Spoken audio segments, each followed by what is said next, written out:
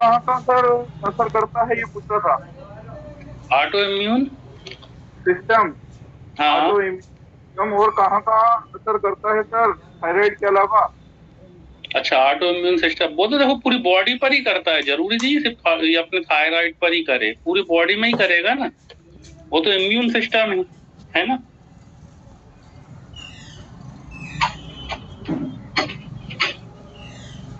वो लेना।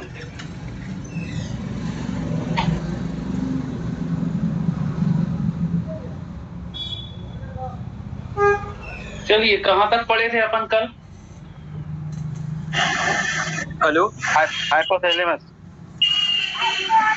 हेलो।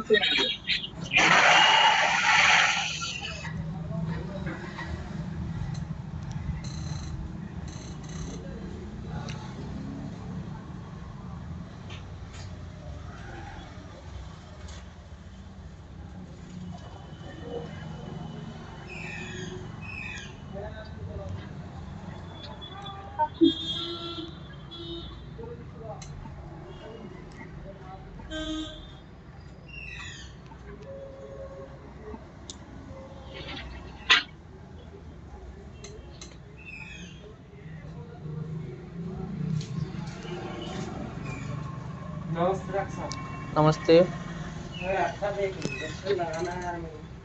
काय का? अरे ये मेरा इलाज चल रहा है जरा शीतलहर का।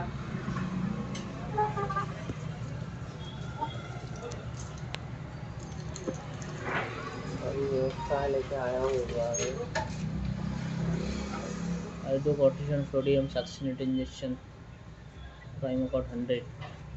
चलिए शुरू करें।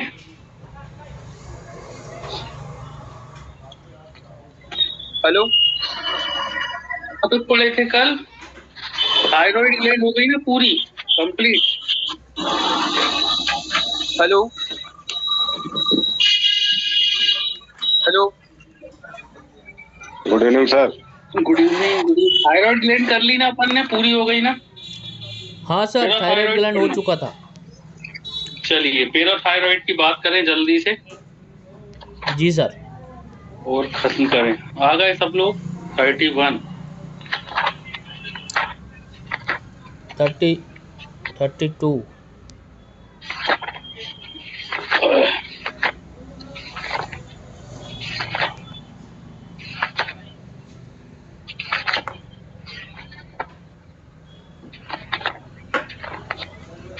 कितने दिन के अंतर से लग रहा है ये गुड इवनिंग सर।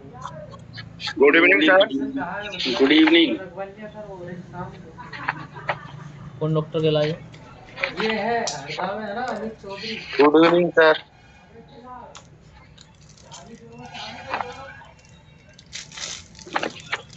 5 मिनट में शुरू कर रहे हैं बस।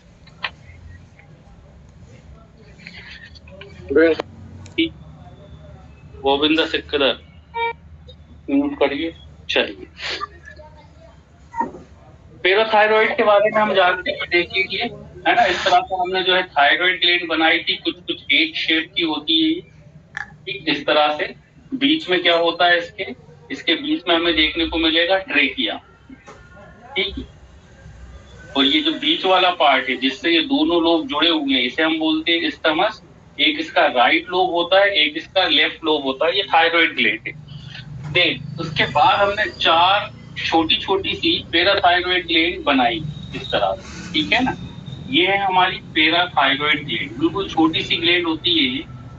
4 देखने को मिलेगी हमें, 4 पैराथायराइड ग्लैंड, ठीक, जो कि लेफ्ट लोब और राइट लोब, एक राइट लोब है थायराइड ग्लैंड के, तो उसके राइट और लेफ्ट लोब पर अपर और लोअर साइड में देखने को हमें मिलती है, ठीक है ना, पोस्टीरियर सरफेस। और ये जो है पोस्टीरियर सरफेस पर दिखाई देती है, ना कि एंटीरियर सरफेस पर। ये हमने पोस्टीरियर सरफेस बनाया है ना। मींस ये हमारा एंटीरियर सरफेस है, तो पीछे की ओर देखने को मिलेंगी ये जो ग्लैंड है, याद रखिएगा। तो पैराथायराइड ग्लैंड की सिचुएशंस क्या है? एंटीरियर साइड नहीं है, पोस्टीरियर साइड है, पीछे की ओर ये पैराथायराइड ग्लैंड हमें देखने को मिलती है, ठीक। देन साइज की बात करें तो वेरी स्मॉल साइज रहता है इसका, लगभग 6 mm लॉन्ग रहेगा, साइज कितना रहेगा इसका 6 mm लॉन्ग, 6 मिलीमीटर लंबी रहेगी ये, 3 millimetre wide, 3 millimetre 3 mm wide मतलब चौड़ी, ठीक, 6 mm long, 3 mm wide. Then thick की बात करें कितनी मोटी है तो 2 mm थिक, ये इसका डायामीटर है। इसका डायामीटर हमें पता होना चाहिए। 6 mm लॉन्ग रहेगी, 3 mm वाइड रहेगी, 2 mm थिक रहेगी, तो 6 into 3 into 2, ये इसका क्या है diameter. Length, width and thickness. आगे कलर देखें तो डार्क ब्राउन कलर का रहती है ये, dark brown colour, dark brown colour में दिखाई देगी, ठीक। डार्क ब्राउन कलर में posterior surface of the thyroid gland है ना, left and right lobe, 6 mm long, 3 mm wide and 2 mm thick. अब बात करें इसकी हार्मोन्स की, सिक्रीशंस की, तो इससे एक ही हार्मोन सिक्रीट होता है, उस हार्मोन्स का नाम है पीटीएच। कौन सा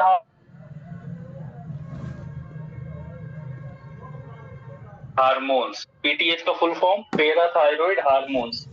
इसको पैराथायरॉइड हार्मोन्स के नाम से जाना जाता है, बस एक ही हार्मोन्स पैराथायरॉइड ग्लैंड सिक्रीट करती है। देन अब इसका काम क्या है? एक ही काम है इसका, ठीक है ना, एक ही हार्मोन से और एक ही काम है, ठीक। ज्यादा बड़ी ग्लैंड है नहीं, ये छोटा सा इसमें हमें पढ़ना है, बस हमें ये पता होना चाहिए इस ग्लैंड में कि कहां पर इसका सिचुएशन, तो हमने देख लिया on the trachea posterior surface, sorry on the thyroid gland posterior surface पर। देन 4 रहेंगी, right lobe and left lobe में 2 रहेंगी। देन हमने इसका डायमीटर देखा, इसका कलर देख लिया, डार्क ब्राउन कलर की रहेगी, हार्मोन्स देख लिया, पीटीएच सिक्रीट करेगी, और साथ में अब इसका काम क्या है, तो काम जो है इसका फंक्शंस की यदि हम बात करें तो फंक्शंस जो है इसका एक ही फंक्शन है, ये कैल्शियम के ऊपर काम करती है। ये जो हार्मोन्स है पीटीएच, ये पीटीएच का काम कहाँ होता है? पीटीएच ये करती है कैल्शियम के ऊपर काम। तो मेंटेनेंस ऑफ कैल्शियम लेवल, हमारे बॉडी का जो कैल्शियम लेवल है उसको क्या कर रही है? ब्लड कैल्शियम लेवल को मेंटेन कर रही है, मेंटेन ब्लड कैल्शियम लेवल। तो ब्लड कैल्शियम लेवल को क्या करता है? ये पीटीएच मेंटेन करता है। कैसे करता है? जब कभी हमारे शरीर में, हमारे ब्लड में कैल्शियम का लेवल कम हो जाएगा, तब ये कैल्शियम को क्या करेगा? ब्लड के अंदर लेकर आएगा। कहां से लेकर आएगा? हम जानते ही हैं, ये कहां पर एक्ट करेगा? Act on bone. इसका एक्शन कहाँ हो रहा है? बोन पर हो रहा है, क्योंकि कैल्शियम कहाँ देखने को मिलता है? बोन्स पर, ठीक है ना। तो बोन्स के ऊपर एक्ट करके ये पीटीएच कहां पर एक्ट करेगा? बोन पर एक्ट करेगा, और बोन में से क्या निकालेगा? बोन में से निकालेगा कैल्शियम, और ये कैल्शियम कहाँ आ जाएगा? हमारे ब्लड में। ये कब का फिनोमेना है? जब ब्लड कैल्शियम लेवल कम हो रहा है। तो पीटीएच डायरेक्टली एक्ट करता है बोन पर, बोन से कैल्शियम को निकालेगा और कैल्शियम को जो है हमारे ब्लड के अंदर ले आएगा। तो इस तरह से ब्लड कैल्शियम लेवल को ये मेंटेन कर रहा है, ठीक। साथ में और क्या काम करता है? तो पीटीएच का दूसरा फंक्शन होता है कहां पर? बोन पर तो कर ही रहा है, दूसरा किडनी पर भी कर देता है। किडनी पर क्या कर रहा है? किडनी पर एक्ट करके ये क्या करता है? किडनी पर रीएब्जॉर्प्शन को बढ़ा देता है। रीएब्जॉर्प्शन मतलब कि कैल्शियम हमारे शरीर से बाहर ना जाए, ठीक है ना। मतलब हमने याद करिए, जब हमने किडनी पढ़ा था तो किडनी में हमने बताया था कि जो रीनल टिब्यूल होता है ना, इस तरह से हमने बताया था कि रीनल टिब्यूल जो होता है, तो टिब्यूल में कैल्शियम का क्या होता है? रीएब्जॉर्प्शन होता है। तो ये रीएब्जॉर्प्शन करा कौन रहा है? पीटीएच करा रहा है। मतलब कैल्शियम जो है वो हमारे यूरिन के साथ बाहर ना आए, तो यूरिन के साथ बाहर नहीं आएगा, उसके लिए रीएब्जॉर्प्शन की जरूरत है कि वो जो है टिब्यूल से रीएब्जॉर्ब हो सके और वापस से कहां आ सके? हमारे ब्लड के अंदर आ सके।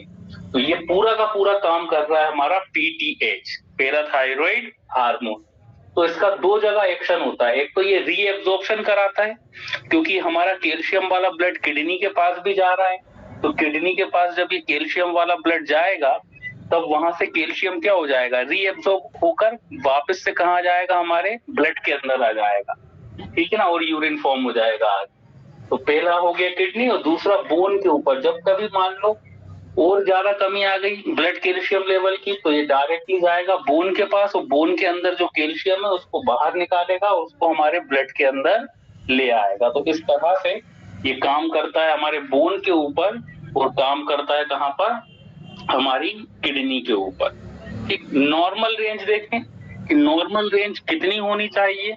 नॉर्मल रेंज है इसकी 9 to 11 mg। Normal range calcium कितना होना चाहिए हमारे ब्लड के अंदर, तो ब्लड के अंदर नॉर्मल रेंज है 9 to 11 mg पर डाइल्यूशन, मिलीग्राम पर डाइल्यूशन, नॉर्मल कैल्शियम लेवल।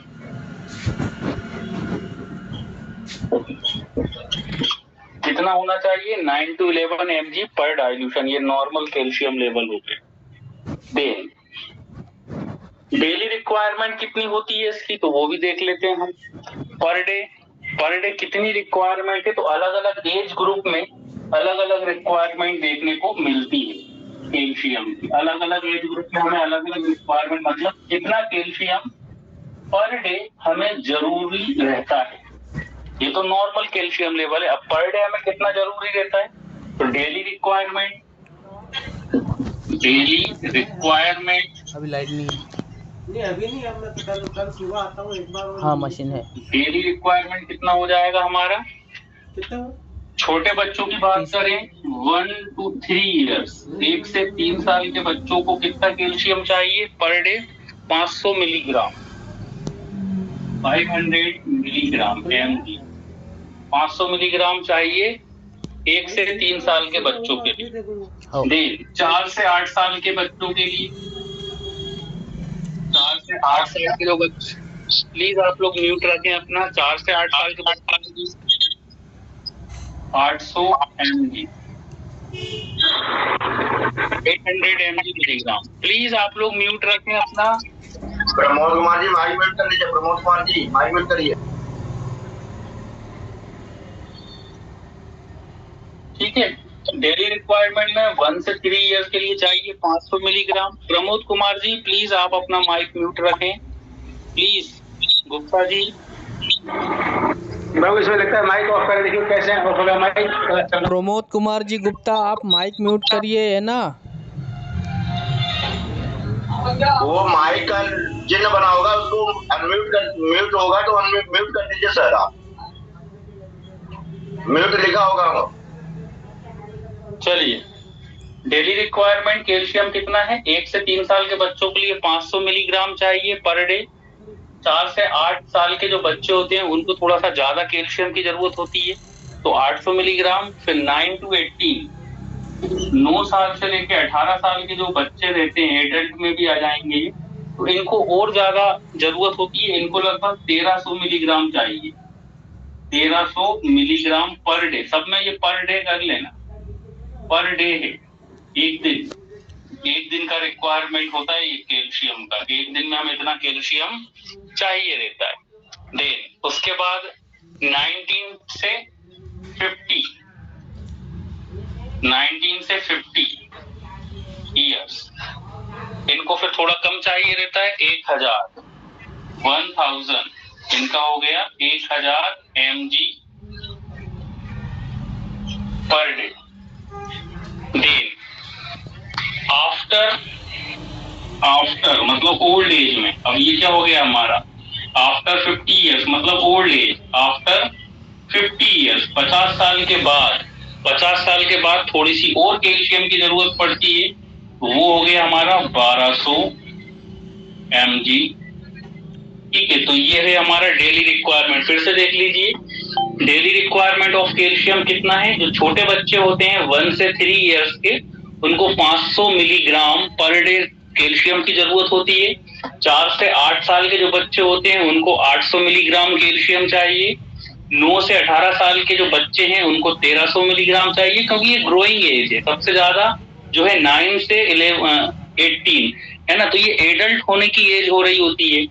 इस समय जो है बच्चा एडल्ट की ओर बढ़ रहा होता है, तो इसलिए सबसे ज्यादा जो है एडल्ट जब हो रहा होता है बच्चा, उस समय हमें सबसे ज्यादा कैल्शियम की जरूरत पड़ती है, लगभग 1300 मिलीग्राम।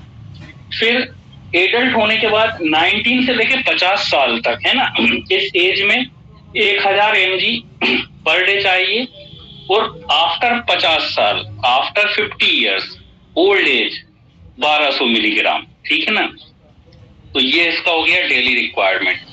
देन अब इसके बाद सोर्स की बात कर लेते हैं। सोर्स तो वैसे आप लोग जानते ही हैं, कैल्शियम हमें कहाँ से कितना मिलता है, कितने परसेंटेज कैल्शियम कहाँ से मिलता है। तो सबसे बेस्ट जो है होल मिल्क, मिल्क के बारे में जानते ही हैं। मिल्क से हमें कैल्शियम मिलेगा, कितना मिलेगा, लगभग 10% कैल्शियम हमें मिलता है। परसेंटेज की बात करें तो 10% हमें जो है मिल्क से मिलता है। देन इसके बाद चीज, चीज में सबसे ज्यादा कैल्शियम होता है, लगभग 27% कैल्शियम हमें चीज से मिलता है, चीज। देन उसके बाद other dietary product, other dietary product जो होते हैं, मतलब दूध से बन के जो प्रोडक्ट बनते हैं उनको हम क्या बोलते हैं, other dietary product. Other dietary product से हमें कितना कैल्शियम मिल सकता है, अदर डाइटरी प्रोडक्ट से हमें 17% कैल्शियम मिलता है, 17%, लगभग 70। देन इसके बाद वेजिटेबल से 7%, वेजिटेबल से हमें 7% कैल्शियम मिलेगा, ठीक। इसको याद कर लेना आप लोग, क्योंकि ये एग्जाम में हो सकता है पूछ लें। Then other substance, other substance, other substance में बहुत सारी चीजें आ जाएंगी, जैसे कि क्या हुआ, एग हुआ, ठीक है। Other substance, other substance like, other substance में क्या क्या आ गया, एग आ जाएगा, अंडा, मीट भी आ जाएगा इसके अंदर, मीट, अंडा, मीट, ठीक है ना। ग्रेन, कुछ अनाज होते हैं जिनसे हमें कैल्शियम मिल जाता है, ग्रेन। इनसे जो है लगभग 21%, लगभग 21% हमें कैल्शियम इन सब्सटेंस से मिल जाता है। तो ये हमारा क्या हो गया, सोर्स, कि कहां कहां से हमें कैल्शियम मिलता है। तो होल मिल्क, जितने भी टाइप के मिल्क होते हैं, चाहे वो गोट मिल्क हो, चाहे वो बफेलो मिल्क हो, है ना, चाहे वो काऊ मिल्क हो, तो जितने भी टाइप के मिल्क हैं उसमें लगभग 10% हमें कैल्शियम मिल जाता है, 10% कैल्शियम उससे हमें मिलेगा। चीज में देखें तो चीज में सबसे ज्यादा कैल्शियम होता है, 27%। अदर डाइटरी प्रोडक्ट हुए, मतलब दूध से मिलके जो प्रोडक्ट बनते हैं उसमें 17% कैल्शियम देखने को मिलता है। वेजिटेबल में 7% कैल्शियम देखने को मिलता है। और इसके अलावा जो दूसरे सब्सटेंस हैं, जैसे कि अंडा हुआ, मीट हुआ, है ना, जो नॉन वेजिटेरियन रहते हैं उनके लिए, या फिर जो ग्रेन होता है, जो अनाज होता है कुछ, उसमें 21% हमें कैल्शियम। सर जी चीज का मतलब क्या है बताइएगा प्लीज। चीज मतलब पनीर, पनीर, पनीर। जी सर, पनीर। जी sir, thank you, thank you. चलिए, हाँ, हेलो हाँ जी, हाँ। सर, कैल्शियम की मात्रा शरीर में ज्यादा हो जाए तो पथरी भी बन सकती है। हाँ बिल्कुल बिल्कुल, पथरी बन जाती है। कैल्शियम की यदि मात्रा, एक्चुअली कैल्शियम से भी पथरी बनती है ना, जिसको हम कैल्शियम ऑक्सलेट की पथरी या स्टोन बोलते हैं। स्टोन के टाइप होते हैं, कैल्शियम ऑक्सलेट का स्टोन है, या फिर यूरिक एसिड का स्टोन है, या फिर, है ना, तो अलग अलग तरह के स्टोन होते हैं। तो उसमें से एक स्टोन का टाइप होता है कैल्शियम ऑक्सलेट स्टोन। तो वो कैल्शियम ऑक्सलेट स्टोन एक्चुअली इसी कारण से होता है ना। यदि कैल्शियम ज्यादा है तो वो एक पत्थर का रूप ले लेते हैं, और ब्लड के अंदर, हम कह रहे हैं ब्लड, उसमें हमारा जो यूरिनरी ट्रैक्ट है वहां पर ट्रबलिंग करते रहते हैं, और इस कारण से किडनी में स्टोन हो जाता है, ठीक है। एक चीज और लिख लेना इसमें, वो हमने लिखी नहीं, लैक्टेटिंग जो मदर होती है ना, यहाँ पर लिख लेना, जो लैक्टेटिंग मदर, जो मदर रहेंगी, लैक्टेटिंग मदर मतलब जो मदर फीड करा रही है, उनको भी कैल्शियम की जरूरत होती है और उनको लगभग 1300 मिलीग्राम, उनको भी बहुत ज्यादा कैल्शियम की जरूरत होती है, 1300 milligram per day lactating mother, ठीक है। तो मतलब जो बढ़ती एज में जो कैल्शियम की जरूरत है, कितनी 9 से 18 साल की उम्र में जितनी कैल्शियम की जरूरत पड़ती है उतनी ही कैल्शियम की जरूरत एक लैक्टेटिंग मदर को भी पड़ती है। मतलब लैक्टेटिंग मदर मतलब ऐसी मदर जो कि फीडिंग करा रही है, ठीक है। चलिए, तो ये हो गया हमारा खत्म क्या, पैराथायरॉइड ग्लैंड। बस पैराथायरॉइड में इतना ही पढ़ना है, ज्यादा कुछ है नहीं, है ना, ग्लैंड के बारे में। देन एक चीज और है, ठीक है, एक क्वेश्चन बनता है, तो वो भी शायद हमने एक जो है जब पढ़ाया था एंडोक्राइनोलॉजी स्टार्टिंग में, तब हमने बताया था। एक क्वेश्चन और ये बनता है कि हमने देखा है पैराथायरॉइड ग्लैंड होती कहाँ है। पैराथायरॉइड ग्लैंड होती है हमारी थायराइड ग्लैंड के अंदर, है ना। ये है थायराइड ग्लैंड और थायराइड ग्लैंड के अंदर पैराथायरॉइड ग्लैंड है और ये है हमारी थायराइड ग्लैंड। अब मान लो थायराइड ग्लैंड को बॉडी से बाहर निकालना हो और लेकिन पैराथायरॉइड ग्लैंड काम कर रही है, ठीक है। क्वेश्चन क्या है, मान लो हमारी थायराइड ग्लैंड खराब हो गई है, उसमें कैंसर हो गया है, या किसी भी कारण से वो डैमेज हो गई है, या किसी भी कारण से हमें थायराइड ग्लैंड को बाहर निकालना है, ठीक है ना, बॉडी से रिमूव करना है। मतलब क्या करना है, थायरोइडेक्टोमी करना है। याद करिए, हमने बताया था कि जब भी कोई भी ऑर्गन को हम शरीर से बाहर निकालते हैं तब हम क्या करते हैं, bicep muscle, very good, thyroidectomy, ectomy लगा देते हैं हम, है ना, एक्टोमी लगा देते हैं। मान लो हमें थायराइड ग्लैंड को बाहर निकालना है, लेकिन हमारी पैराथायरॉइड तो काम कर रही है ना, तो अब पैराथायरॉइड को हम कहाँ शिफ्ट करेंगे। तो एक क्वेश्चन ये रीजनिंग क्वेश्चन होता है कि यदि थायराइड ग्लैंड खराब हो गई है लेकिन पैराथायरॉइड तो प्रॉपर फंक्शन कर रही है, हम उसको तो बॉडी से बाहर निकाल नहीं देंगे, ठीक है ना, तो उसको भी कहीं ना कहीं शिफ्ट हमें करना पड़ता है। तो कहाँ शिफ्ट करते हैं, याद रखिएगा कि जब भी हम थायराइड ग्लैंड को बाहर निकालेंगे और पैराथायरॉइड को जब हम शिफ्ट करेंगे तो उसको बाइसेप्स मसल्स जो हमारी होती है, हमारे हाथ की जो मसल्स होती है, ठीक है ना, यहाँ उसे हम बोलते हैं, मतलब अपर आर्म की एक मसल से, उस मसल्स का नाम है बाइसेप्स मसल। तो बाइसेप्स मसल्स के अंदर हम क्या करते हैं, पैराथायरॉइड ग्लैंड को शिफ्ट कर देते हैं, ठीक है ना। 2 पैराथायरॉइड यहाँ शिफ्ट कर देंगे, 2 यहाँ शिफ्ट कर देंगे, ठीक है ना। 4 होती है ना, कि वैसे तो चारों को शिफ्ट करने की जरूरत पड़ती नहीं है, 2 ही शिफ्ट करते हैं, है ना। एक हम जो है लेफ्ट साइड शिफ्ट कर देते हैं और एक राइट साइड शिफ्ट कर देते हैं। और क्यों करते हैं, ठीक है ना। तो ये भी थोड़ा सा एक रीजनिंग क्वेश्चन है कि बाइसेप्स में ही क्यों शिफ्ट कर रहे हैं और कहीं क्यों शिफ्ट नहीं कर सकते। तो बाइसेप्स मसल्स के पास इसलिए हम उसको शिफ्ट करते हैं बिकॉज ऑफ जो एटमॉस्फेयर इसको थायराइड ग्लैंड में मिल रहा था, क्योंकि यहाँ पर ये क्यों थी पैराथायरॉइड ग्लैंड थायराइड ग्लैंड के अंदर क्यों है, क्योंकि इसको सरवाइव करने के लिए, इसको प्रॉपर फंक्शन करने के लिए ये जो थायराइड ग्लैंड के अंदर एक प्रॉपर एटमॉस्फेयर मिल रहा था, तो वही एटमॉस्फेयर जो कि थायराइड ग्लैंड के अंदर पैराथायरॉइड ग्लैंड को मिल रहा था, सेम वही एटमॉस्फेयर उसको कहाँ मिल जाता है, सेम वही एटमॉस्फेयर उसको मिल जाता है कहाँ पर, हमारी बाइसेप्स मसल्स में, और कहीं नहीं मिलेगा। हम इसको कहीं भी लगा दें तो ये पैराथायरॉइड ग्लैंड ऑटोमेटिक जो है खराब हो जाएगी, जो है डिस्ट्रक्ट हो जाएगी, काम ही नहीं करेगी, क्योंकि उसको एटमॉस्फेयर वो नहीं मिल पा रहा है सर्वाइवल के लिए।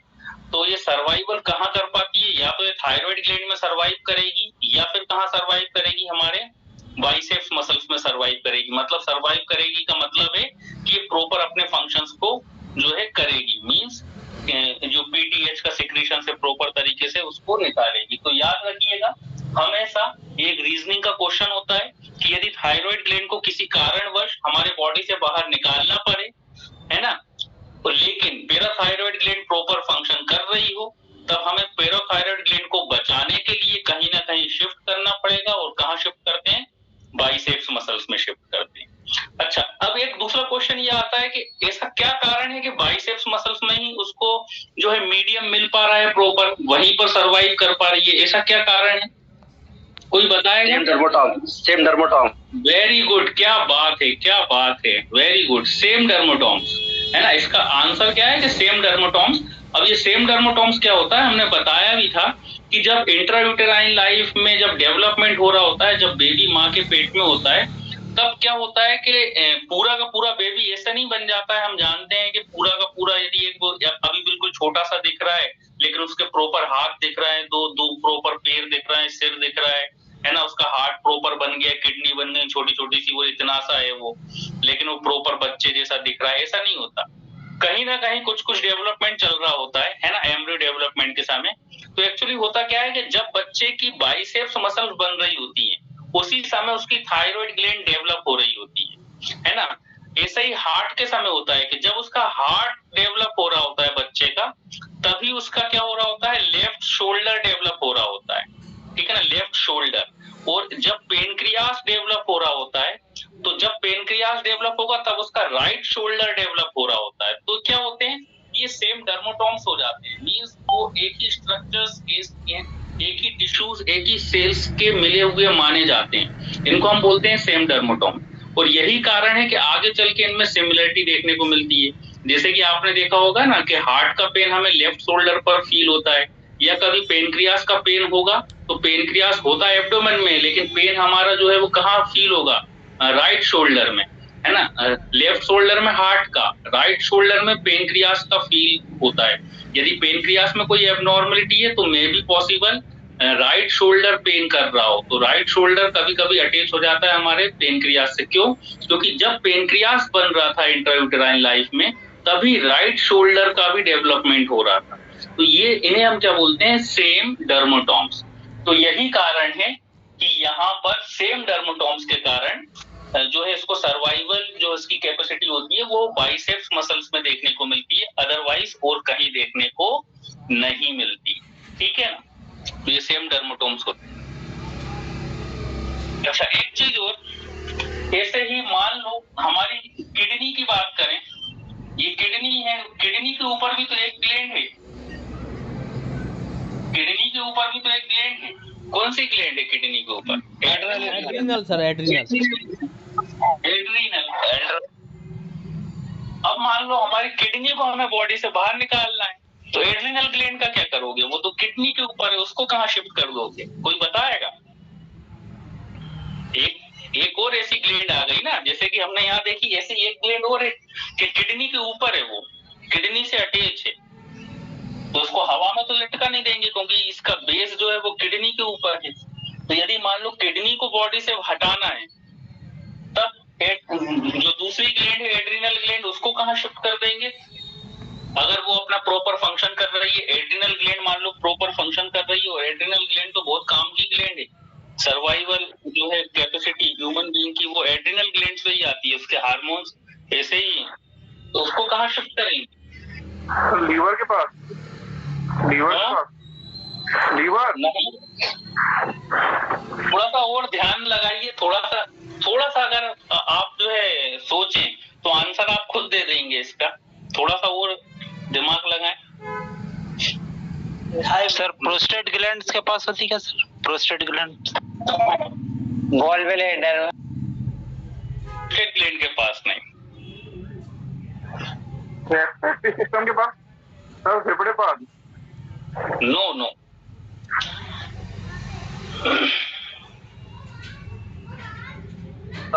ग्लोमेरुलर फिल्टर के पास।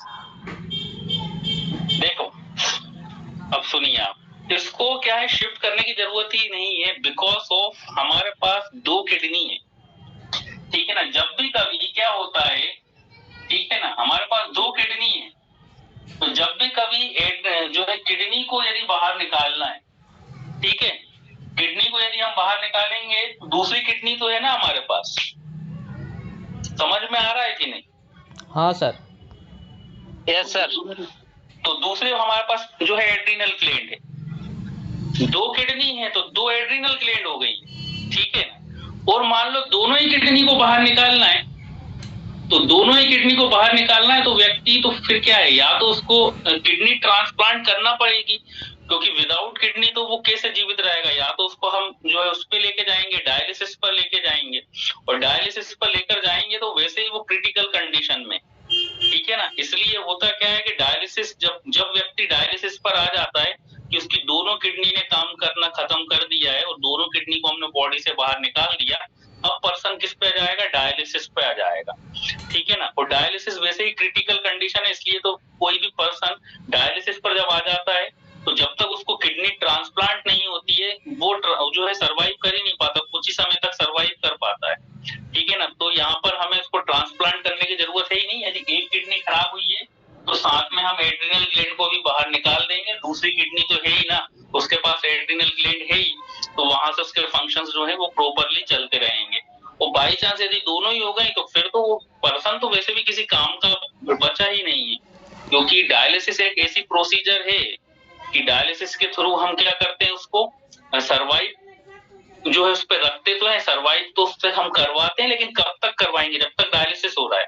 अब हम बाहर से क्या कर देते हैं, बाहर से हम उसको स्टेरॉइड्स दे देते हैं, मतलब बाहर से हम उसको ऐसे हार्मोन्स देंगे, जो हार्मोन्स उसको कहाँ से मिल रहे थे, जो हार्मोन्स उसको मिल रहे थे एड्रिनल ग्लैंड से, क्योंकि एड्रिनल ग्लैंड भी बाहर हो गई है, ठीक है ना। तो एड्रिनल ग्लैंड को हम ऐसे कहीं शिफ्ट नहीं करते हैं, लेकिन जो पैराथायरॉइड ग्लैंड है उसको हम शिफ्ट कर देते हैं, ठीक है ना। एड्रिनल ग्लैंड को हम इस तरह से शिफ्ट नहीं करेंगे, ठीक। तो ऐसी दो ही ग्लैंड हैं जो कि एक दूसरे के साथ अटैच हैं। तो आया समझ में। तो ये रही हमारी एड्रिनल ग्लैंड के बारे, सॉरी एड्रिनल ग्लैंड कह रहे हैं, ये रही हमारी पैराथायरॉइड ग्लैंड्स की बात, ठीक है ना। तो इसको जल्दी से आप लोग स्क्रीनशॉट लेना चाहें तो ले लीजिए, नहीं तो इसको फिर मिटा दें हम। चलिए मिटा दें। Yes sir. Yes sir. Question था, डायलिसिस पर मरीज को कितने दिन तक रख सकते हैं? नहीं, कितने दिन तक रख सकते हैं, देखिए ये डिपेंड करता है कि डायलिसिस किया जा रहा है तो किस कंडीशन में किया जा रहा है, किडनी कितनी डैमेज है, एक किडनी डैमेज है, दोनों किडनी डैमेज है, पर्सन, देखिए पर्सन की स्थिति क्या है, उसकी कंडीशन क्या है, वो ज्यादा सीरियस कंडीशन में है, कम सीरियस कंडीशन में, ये सब चीजें इन चीजों पर डिपेंड करती है ना। वैसे तो डायलिसिस 15 दिन में भी किया जाता है, 15 दिन में भी किया जाता है, कुछ पेशेंट को डेली डायलिसिस की जरूरत पड़ रही है, कुछ पेशेंट को 15 दिन में किया जा रहा है, कुछ पेशेंट को वीकली किया जाता है, कुछ पेशेंट को 10 दिनों में भी डायलिसिस किया जाता है। तो डिपेंड करता है सीवियरिटी ऑफ जो है पेशेंट कैसी है, उसकी सीवियरिटी कितनी है उसके ऊपर डिपेंड करेगा। ऐसे हफ्ते में सर 2 डायलिसिस होते हैं पिछले 5 साल से। इनका पिछले 5 साल से हफ्ते में 2 डायलिसिस होते हैं। हाँ वही हमने बताया ना, हफ्ते में 2 भी हो सकते हैं, 3 भी हो सकते हैं, जरूरी नहीं। हमने तो ये भी कहा है कि डेली भी किया जा सकता है डायलिसिस। डिपेंड करता है पेशेंट की सीवियरिटी, उसकी कंडीशन कैसी, कंडीशन के ऊपर डायलिसिस किया जाता है। देखिए ट्रीटमेंट की अगर हम बात करें तो ट्रीटमेंट हमेशा उसकी कंडीशन के बेस पर किया जाएगा। ट्रीटमेंट का कोई एक पर्टिकुलर वो नहीं होता है कि हमें इतना ही देना है। बात करें, मान लो छोटी सी टेबलेट की बात करें, मान लो पीसी है, पैरासीटामोल 500, एक छोटा सा हम एग्जाम्पल ले लेते हैं, पैरासीटामोल 500। हमें पता है कि ये पैरासीटामोल पीसीएम के नाम से जो आती है 500, ये हम किस में दे रहे हैं, फीवर में दे रहे हैं, एंटीपायरेटिक दवा है, हम ये जानते हैं। अब इसका मतलब ये तो होता नहीं है ना, ये जग जाहिर है, ये वर्ल्ड में सभी लोग जानते हैं कि फीवर की कंडीशन में पैरासीटामोल दी जाती है, ठीक। अब लेकिन इसका मतलब ये नहीं हुआ कि किसी को भी फीवर आएगा, चाहे वो बच्चा हो, छोटा हो, कम फीवर हो, ज्यादा फीवर हो, सभी को उठा के 500 हम दे देंगे। भाई हो सकता है हम किसी को जो है 50 मिलीग्राम दें, हो सकता है किसी को हम आधी दे दें, 250 मिलीग्राम दे दें। ये भी हो सकता है किसी को दिन में 2 बार दे रहा है, मतलब 100 मिलीग्राम, मतलब 100 milligram, sorry 1000 milligram per day they रहे हैं। तो ये अलग अलग, अब दे तो हम पैरासीटामोल रहे हैं, लेकिन इसका डोज हमने चेंज कर दिया ना, बच्चों को छोटी दे रहे हैं, 1/4 दे रहे हैं, ठीक है ना, 50 मिलीग्राम दे रहे हैं बच्चों को, बड़ों को हम 500 मिलीग्राम दे रहे हैं। हाँ सर जी, वो 650। हाँ सर जी, वो डिपेंड रहेगा उनका ब्लड कितने समय में अनप्योर हो रहा है, उसके ऊपर डिपेंड रहेगा। हाँ वेरी गुड। तो ये हमने कैसे जो है इस चीज को समझ पा रहे हैं, इस चीज को हम ऐसे समझ पा रहे हैं ना कि सीवियरिटी कितनी है, डिसीज की सीवियरिटी कितनी है। तो ट्रीटमेंट आप लोग हमेशा ध्यान रखना, ट्रीटमेंट हमेशा डिपेंड करता है सीवियरिटी के बेस पर। तो इसलिए हमें पेशेंट की सीवियरिटी भी देखना आना चाहिए।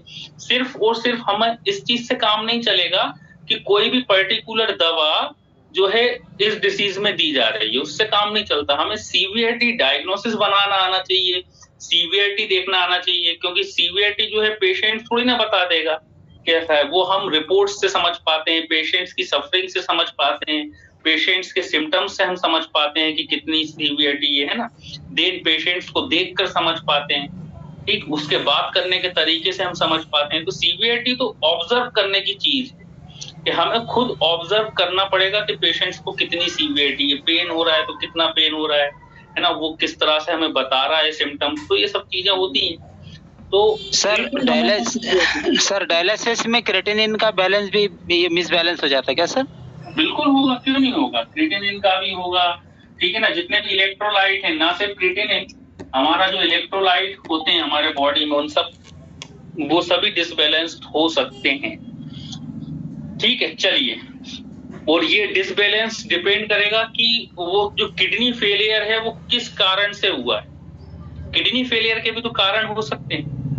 पेशेंट हो सकता है स्मोकिंग करता हो, लॉन्ग टाइम से स्मोक कर रहा था तो उस वजह से किडनी फेल हुई है, या हो सकता है कोई वहां कैंसरस ग्रोथ हो गई हो, या हो सकता है कोई इंजुरी हुई हो, ठीक है ना। तो ये डिपेंड सब करता है, कॉज के ऊपर भी डिपेंड करती है चीजें, ट्रीटमेंट भी कॉज के ऊपर डिपेंड करता है कि पर्सन का कॉज क्या रहा था, किस कारण से उसको जो है वो रही है डिसीज। तो डिसीज और ट्रीटमेंट ये एक अलग वो है जिसमें हमें सीवियरिटी देखना पड़ती है, उस बेस पर हम जो है ट्रीटमेंट करते हैं किसी भी चीज का, है ना। कभी भी आप लोग भी प्लीज कभी भी इस तरह से जो है ट्रीटमेंट हमें नहीं करना है कि पेशेंट आया, हमने पढ़ा है कि ABC कोई भी मेडिसिन है XYZ, वो XYZ डिसीज में दी जाती है और हमने उठा के दे दी, हमने पढ़ी है, हमारे टीचर्स ने हमें ऐसा पढ़ाया है कि भाई ये पर्टिकुलर मेडिसिन इस पर्टिकुलर डिसीज में दी जा रही है, तो हमने उठा के उसको दे दी। ऐसा कभी नहीं करना है, कभी नहीं करना है ऐसा, ठीक है ना। कई सारी चीजों को ऑब्जर्व करना है, नोटिस करना है, because of we are doctor, है ना। तो वी आर डॉक्टर, तो हम क्या है हर एक चीज को अच्छे से नोटिस करें, ऑब्जर्व करें, एक कीन ऑब्जर्वर बने, एक अच्छा ऑब्जर्वर बने, और उसके बाद हमें अपना ट्रीटमेंट शुरू करना है। और शुरुआत हमेशा जो है लो डोज से करना है, कभी भी हमें हाई डोज प्रोवाइड नहीं करना है पेशेंट को, हमेशा लो डोज, लो से लो डोज हम शुरू करें, बाद में हम जो है उसको बढ़ा सकते हैं, ठीक है ना। कंजर्वेटिव ट्रीटमेंट करने की कोशिश करें शुरुआत में। सर डायबिटीज में बार कंजर्वेटिव ट्रीटमेंट का मतलब क्या होता है, देखिए शुरुआत में कंजर्वेटिव ट्रीटमेंट, ज्यादातर यदि हम एलोपैथी की बात करें, देखिए एलोपैथी की बात यदि हम बात करें तो कंजर्वेटिव ट्रीटमेंट करना चाहिए। ट्रीटमेंट के भी तरीके होते हैं, हमने बताया था कितने तरह का ट्रीटमेंट होता है, कोई बताएगा? शुरुआत में हमने बताया था, अब चलो बात निकली है तो अपन कर ही लें थोड़ी सी इस पर चर्चा। कितने तरीके का ट्रीटमेंट होता है, एनीवन कोई बताएं?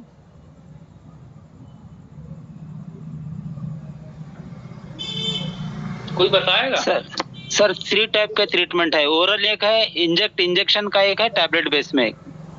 नहीं, हम पूछ रहे हैं ओवरऑल, ये तो आप बता रहे हैं कि तरीके हो गए ये, कि हम इस तरीके से दे सकते हैं कि हमने ओरल दे दिया, ये तो आप बता रहे हैं रूट। सर जी पैथी के बारे में पूछ रहे हैं आप? पैथी हम नहीं पैथी भी नहीं, हम ये पूछ रहे हैं कि ट्रीटमेंट ओवरऑल जितना भी तरह का ट्रीटमेंट इस दुनिया में किया जाता है वो कुछ तरीकों में आता है, कुछ टाइप्स के अंदर आता है। सुन लीजिए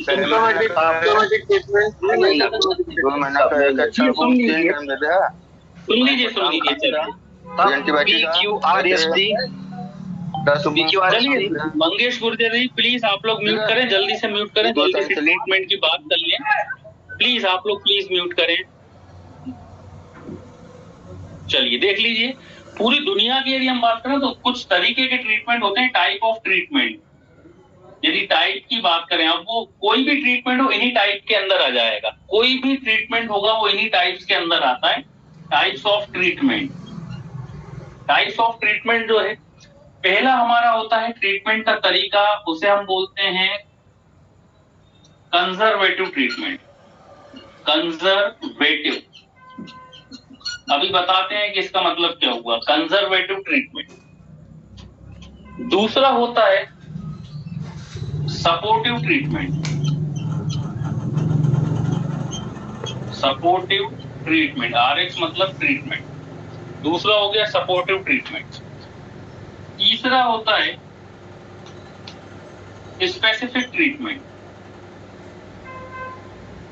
स्पेसिफिक ट्रीटमेंट। और चौथा होता है सर्जिकल ट्रीटमेंट। सर्जिकल। इस पूरी दुनिया में जितने भी तरीके के ट्रीटमेंट किए जा रहे हैं इन चारों के अंदर ही आएंगे, अभी आप समझ जाएंगे किस तरह से। बस इन चार के अलावा कोई पांचवी तरीके का ट्रीटमेंट है ही नहीं। ये चार ही ट्रीटमेंट है, conservative treatment, supportive treatment, surgical specific treatment और सर्जिकल ट्रीटमेंट। जितने भी ट्रीटमेंट होंगे वो इस चार ट्रीटमेंट के अंदर ही आते हैं। सर थर्ड क्या है सर? वो चमक रहा है, दिख नहीं रहा है। Specific treatment. तो चारों ट्रीटमेंट इन चारों के अंदर ही आते हैं। अब चलिए एक एक करके हम समझ लेते हैं जल्दी। सबसे पहले बात करें कंजर्वेटिव ट्रीटमेंट की। क्या मतलब हुआ कंजर्वेटिव ट्रीटमेंट? हम उस ट्रीटमेंट को बोलते हैं जहां हम एक प्रकार से पेशेंट्स जो हमें सिम्टम्स दे रहा है हम उसी के अकॉर्डिंग उसको सप्रेस करने की कोशिश करते हैं। इस तरह के ट्रीटमेंट को हम बोलते हैं कंजर्वेटिव ट्रीटमेंट। सप्रेस करने की मतलब सेम उसके अपोजिट हमने मेडिसिन दे दी, सेम उसके opposite. For the example, patient ने कहा हमें पेन हो रहा है, हमने क्या कर दिया? पेन किलर दे दी। अब वो पेन किलर कोई सी भी हो सकती है, एनाल्जेसिक दे दी।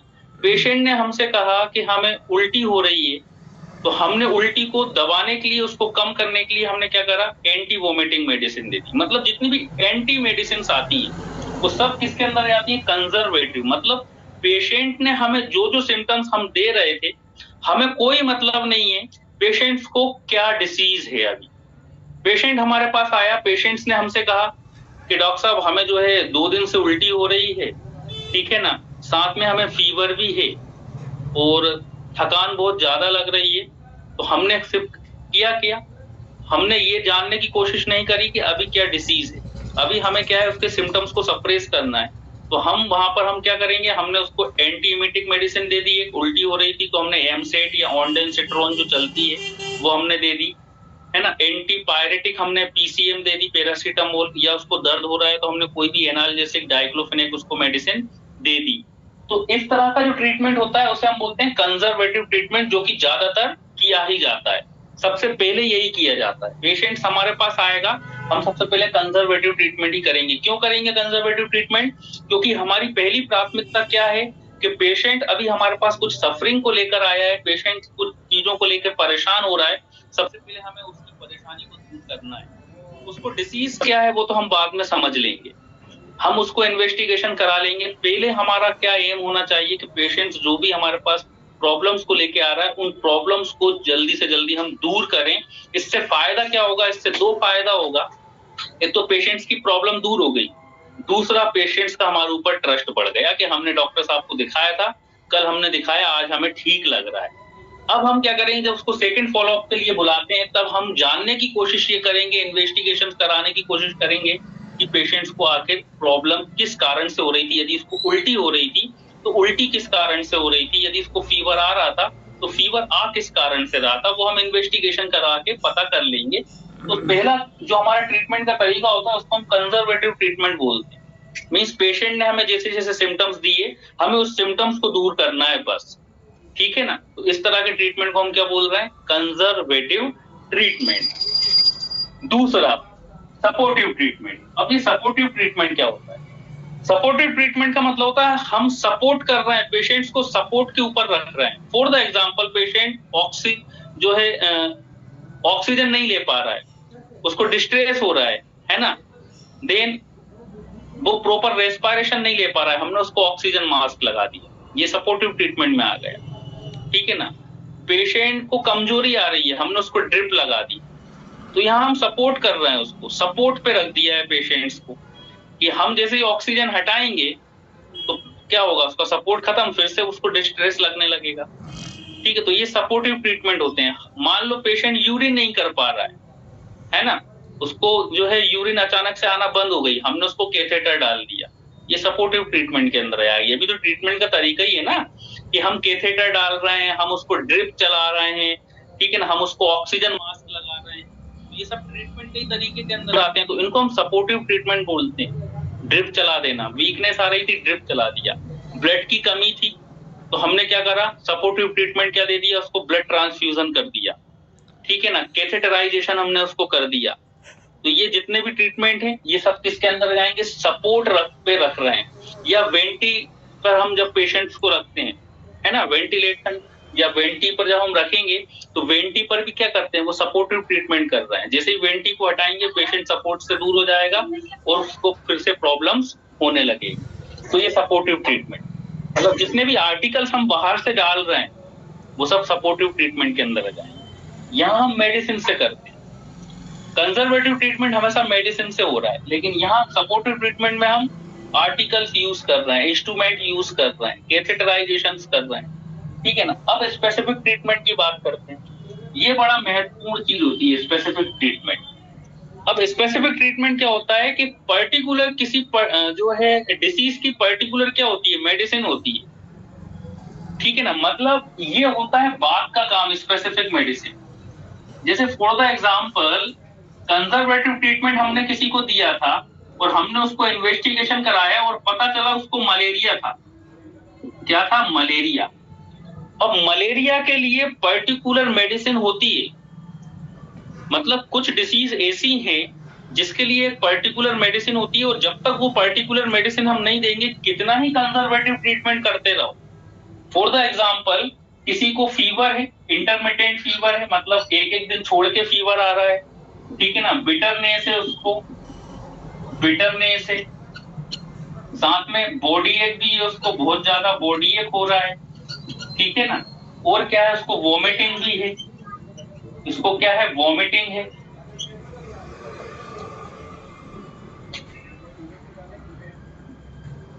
ठीक, ये 4 सिम्टम है।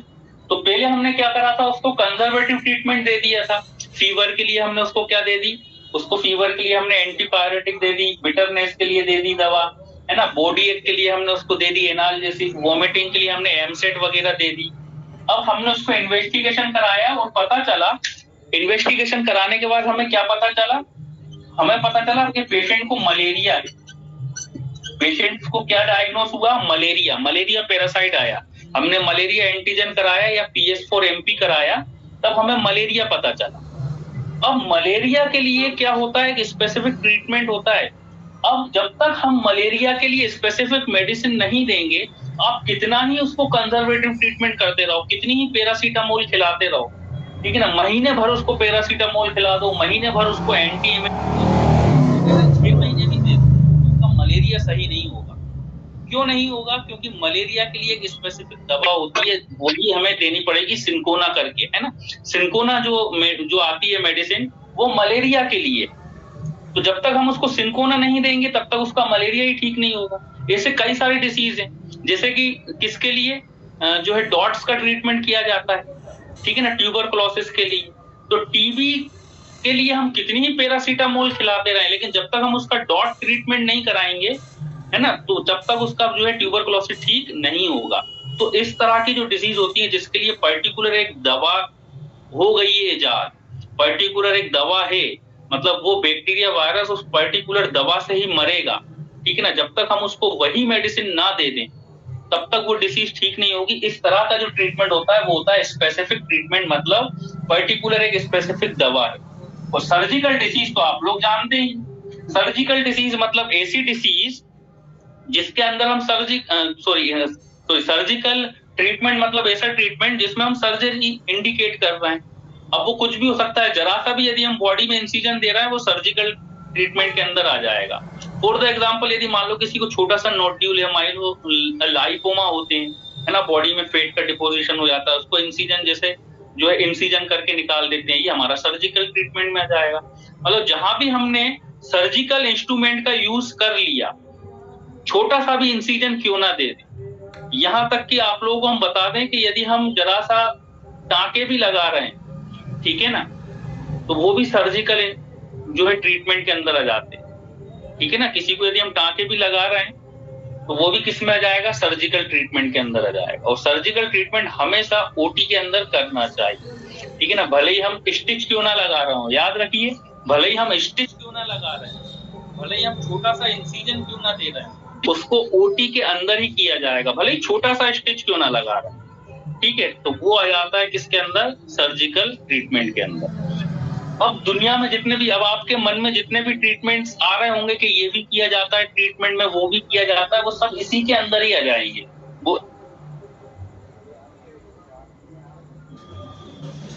कर रहे हैं, अब आप लोग अपने मन में ही खुद ही सोचिए कि ट्रीटमेंट में और क्या क्या किया जा रहा है, वो आएगा कहीं ना कहीं इन चारों के अंदर ही, इन चारों से बाहर नहीं जाएगा। तो 4 तरीके होते हैं, ठीक है ना सर। ये एक्सरसाइज फिजियोथेरेपी के सपोर्टिव में आएगा? कौन सा फिजियोथेरेपी या एक्सरसाइज वगैरह जैसे कराई जाती थी? अच्छा, हाँ, वेरी गुड, ये भी बहुत अच्छा क्वेश्चन आपने पूछा है अयोध्या प्रसाद जी। अब मान लो कि हम जो है एक्सरसाइज वगैरह करा रहे हैं, किसी को फिजियोथेरेपी करा रहे हैं, ठीक है ना, तो ये क्या है, ये किसके अंदर आएगा बताएं आप, थोड़ा सा दिमाग लगाएं। यहाँ हम कोई मेडिसिन का यूज तो कर नहीं रहे, इसमें